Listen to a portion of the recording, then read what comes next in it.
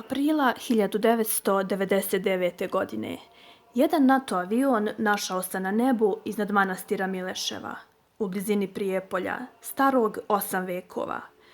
Pilotirala je Italijanka Valerija, koja je imala zadatak da baci bombu tačno na svetinju i raznese je sa sveštenstvom i mnoštvom vernika u njoj, jer je NATO navodno imao informacije da se unutra kriju naši vojnici. U momentu kada se spremala da ispali rakete, Valeriji se pred očima ukazao beli anđeo, onaj isti sa freske koja se nalazi u toj bogomolji, sa porukom da to nikako ne čini.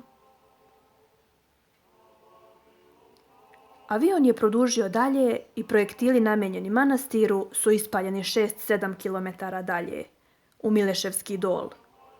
Italijanka je posle nekoliko godina, sasvim slučajno gledajući slike na internetu, otkrila da beli anđeo koji se njoj ukazao tokom leta zaista postoji, i to baš u manastiru u koji nije gađala.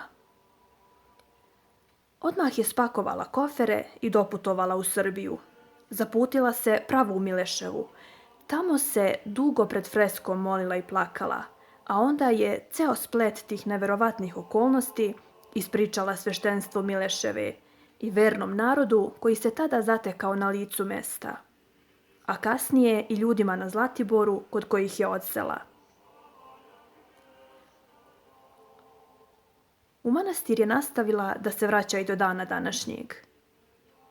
Kako svedoči vladika Mileševski Filaret, Valerija nije bila jedina strankinja koja je posle bombardovanja dolazila u Mileševu da se pokaje i zamoli Boga za oprost. Dolazili su i neki francuski oficiri, američki vojnici, pa i neki ambasadori zemalja koji su učestvovali u bombardovanju. Svi su stajali pred freskom belog anđela i kajali se. Kako kaže vladika Filaret, pred freskom su se dešavala mnoga čuda i isceljenja.